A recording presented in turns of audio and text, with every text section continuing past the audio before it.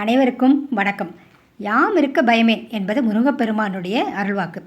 அதாவது எளியோரை காக்கும் இறைவன் தான் முருகன். குன்று இடமிடமெல்லாம் குமரன் இருப்பான். அதனால தான் குன்றுகள் தோறும் கோயில்களை வச்சுருக்காங்க. அத்தகைய முருகப்பெருமானுடைய சிறப்புகளை குறிக்கும் இந்த வீடியோவை பாருங்கள்.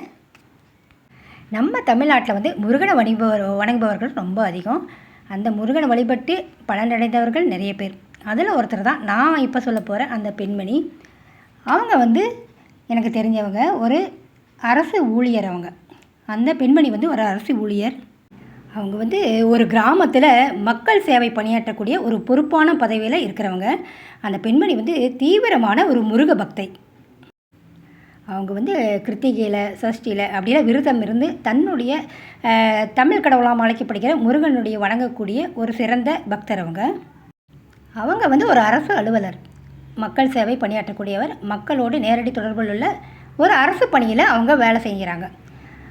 அவங்க செய்கிறது ஒரு கிராமத்தில். அதனால் கிராமத்து மக்களுக்கு என்ன கேட்குறாங்களோ அதை உடனே அவங்களுடைய பணிகளை விரைவாக செஞ்சு கொடுத்துருவாங்க.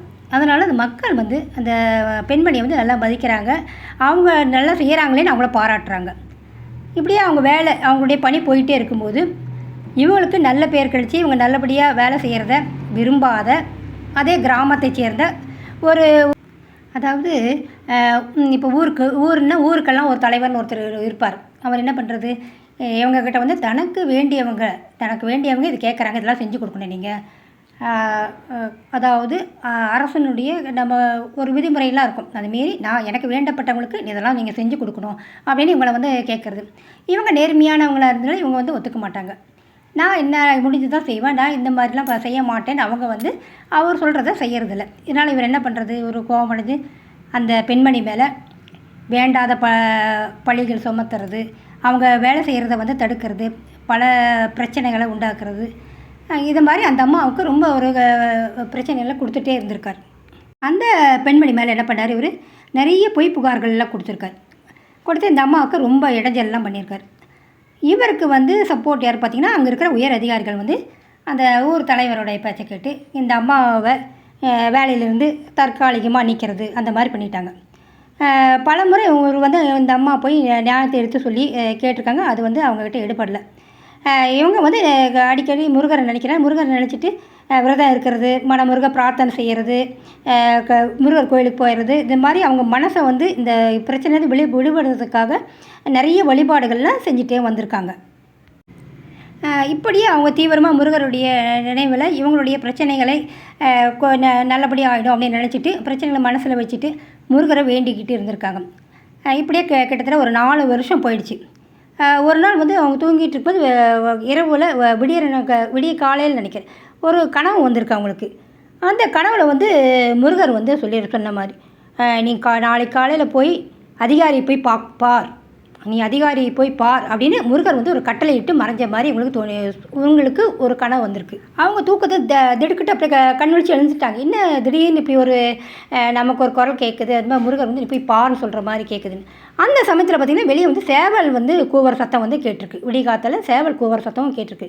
இவங்க எல்லாம் கேட்டுட்டு புரியல, டக்குன்னு எழுந்துட்டு என்ன பண்ணியிருக்காங்க, காலையில் எழுந்து குளிச்சுட்டு எல்லாம் ட்ரெஸ் பண்ணிட்டு எல்லாம் சாப்பிட்டுட்டு போய் முருகரை நினச்சிட்டு நம்ம போய் ஒரு அதிகாரி போய் பார்த்து நம்ம அந்த அதிகாரி போய் பார்க்கலாம் அப்படின்ட்டு முடிவு பண்ணியிருக்காங்க. அந்த ஆஃபீஸ் உயர் அதிகாரி பெரியவர், அவரை போய் பார்த்துருக்காங்க. இவங்க அங்கே போய் என்ன பண்ணியிருக்காங்க, தன்னுடைய நியாயத்தை, அதாவது தனக்கு என்னென்ன அநீதி என்னென்ன கெடுதல்லாம் அவங்க பண்ணாங்க அப்படின்னு அதெல்லாம் சொல்லியிருக்காரு. உடனே அந்த அதிகாரி சொல்லியிருக்காரு, அதெல்லாம் பொறுமையாக கேட்டுட்டு இருந்துட்டு போகும்போது வெளியே போய் உட்காருங்க, கொஞ்ச நேரம் கழித்து நான் கூப்பிட்றேன், நீங்கள் வெளியே போய் காத்துருங்க அப்படின்னு சொல்லியிருக்காங்க. உடனே இவங்களே வெளியே வந்திருக்காங்க. வெளியே ஒரு சேரில் உட்காந்துட்டு இப்படி சுவத்தை பார்க்கும்போது சுவரில் பழனி முருகன் போட்ட ஒரு கேலண்டர், அதாவது ஒரு மாத கேலண்டர் நினைக்கிறேன், அந்த கேலண்டர் மாட்டியிருக்காங்க. அதில் முருகன் படம் இருந்திருக்கு, காற்றுல அப்படியே ஆடிட்டே இருந்திருக்கு. இப்படியே பார்த்துட்டே இருக்கும்போது மனசில் அந்த பெண்மணி மனசில் பார்த்து அரோகரான்ற ஒரு சத்தம் கேட்ட மாதிரி இருந்திருக்கு. அப்படியே ஒரு மாதிரி பதட்டாயிடுச்சு. அவங்களுக்கு பார்த்தது நல்லது ஏதோ நடக்க போகுது நமக்கு அப்படின்னு மனசை ஆசுவாசப்படுத்திட்டு அமைதியாக இருந்து உட்காந்துட்ருக்காங்க அந்த கேலண்டரை பார்த்துட்டு. அப்போ உள்ளே அலுவலக உதவியாளர் வெளியே வரார். வாங்க, உங்களை உள்ளே கூப்பிட்றாரு, சார் கூப்பிட்றாரு, உள்ளே வாங்க அப்படின்னு கூப்பிட்டு போகிறாங்க. அந்த உயர் அதிகாரி இவங்களை கூப்பிட்டுட்டு உட்காருமா அப்படின்ட்டுருக்காரு. உட்கான்னு சொன்னதே உங்களுக்கு ரொம்ப சந்தோஷமாக போயிடுச்சு. ஒரு நல்லா பேசுகிறாரு இவர், மனசுக்கு ரொம்ப நல்லா இருக்குது அப்படின்ட்டு. ஏன்னா வந்து அவரை பார்க்குறதே ரொம்ப பெரிய விஷயமா. அவர் அந்த அளவுக்கு பிஸியாக இருக்கிறவர். அவர் கீழே உள்ள அதிகாரிகளே ஆச்சரியமாக பார்க்குறாங்களாம். என்ன இந்த அம்மாவை கூப்பிட்டு பேசிக்கிட்டு இவ்வளோ அழகாக உட்கார வச்சு பேசிகிட்டு இருக்காரு. அவங்களே பார்க்க முடியாதான் அந்த அந்த உயர் அதிகாரி. அவர் அழகாக பேசுகிறதும் இவங்களுக்கு ரொம்ப சந்தோஷமாயிடுச்சான். உடனே கையில் கொடுத்துருக்காரு. இந்தாம்மா பணி நியமன ஆணை, நீங்கள் மீண்டும் போய் பணியில் போய் சேர்ந்துருங்க நீங்கள் அப்படின்ட்டு அந்த ஆணையை வந்து கையில் கொடுத்துருக்காரு.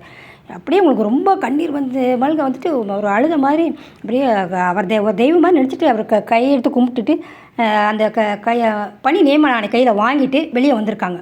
வெளியே வரும்போது திரும்பி பார்க்கும்போது அவர் மேஜையில் அவருடைய பேர் போட்டு அவருடைய என்ன பதவின்னு போட்டு ஒரு போர்டு நேம் போர்டு வச்சுருக்காங்க. பார்த்தா கார்த்திகேயன் அவருடைய பெயர் போட்டுருக்கு. போட்டு அவர் டக்குன்னு நான் வச்சு என்னடா அது அந்த முருகருடைய பேராகவே இருக்குது, முருகரே வந்து நம்மளை கூப்பிட்டு கொடுத்த மாதிரியே இருக்குது அப்படின்ட்டு ரொம்ப சந்தோஷமாக வெளியே வந்திருக்காங்க. அவங்க ரொம்ப மகிழ்ச்சியாக வந்திருக்காங்க. அந்த அம்மா வந்து ரொம்ப கஷ்டப்பட்டு ரொம்ப பல கஷ்டமான அந்த வருடங்களுக்கு வந்து அந்த வருடங்களையும் வந்து முருகனை விடாது கெட்டியாக பிடிச்சிட்டு அவங்களுடைய வேண்டுதலை அவங்க வேண்டிக்கிட்டே இருந்திருக்காங்க. இந்த சம்பவம் என்ன சொல்லுதுன்னு பார்த்திங்கன்னா, எவ்வளவு கஷ்டம் வந்தால் கூட நம்மளுடைய நல்ல மனசுக்கு நம்ம நல்ல பக்தியாக இருந்தோம், உண்மையான பக்தி இருந்ததுன்னா கடவுள் வந்து எந்த ரூபத்திலையாவது வந்து நமக்கு உதவுவார் அப்படின்றது இந்த பெண்மணி மூலமாக நமக்கு தெரிய வருது. அதாவது கஷ்டம் வரும்போது போய் சாமியை கும்பிட்டுட்டு அடுத்த நாளே அந்த கஷ்டம் நமக்கு போயிடும் அப்படின்னு நம்ம நினைக்கக்கூடாது. கடவுள் நம்ம சோதிக்கிறது ஒரு நாளாக இருக்கலாம், பல நாளாக இருக்கலாம். நம்ம கஷ்டத்துக்கு இந்த கடவுள் தான் வந்து ஏதோ ரூபத்தில் ஏதாவது ஒரு நேரத்தில் நமக்கு வந்து உதவுவார் அப்படின்ற ஒரு நம்பிக்கையை நமக்கு கொடுக்குது. மழை போல் வந்த கஷ்டம் வந்து பனி போல் விலகும். கடவுள் வந்து யாருடைய உருவத்தை ஏதாவது ஒரு உருவத்தில் வந்து நமக்கு உதவுவார். கடவுள் தான் நேரில் வருவான்னு நாம் நினைக்க வேண்டாம். ஏதாவது ரூபத்தில் கடவுள் வந்து நமக்கு உதவுவார். அந்த பெண்ணுக்கு வந்து அந்த உயர் அதிகாரி ரூபத்தில் வந்து அந்த முருகர் வந்து உதவி செய்திருக்காரு. இந்த உண்மை நிகழ்ச்சி வந்து உண்மையான பக்திக்கு என்றுமே பலன் இருக்குது அப்படின்றத நிரூபிச்சிருக்கு. இந்த வீடியோவை ஷேர் பண்ணுங்கள், லைக் பண்ணுங்கள், சப்ஸ்கிரைப் பண்ணுங்கள். அனைவருக்கும் நன்றி நன்றி நன்றி.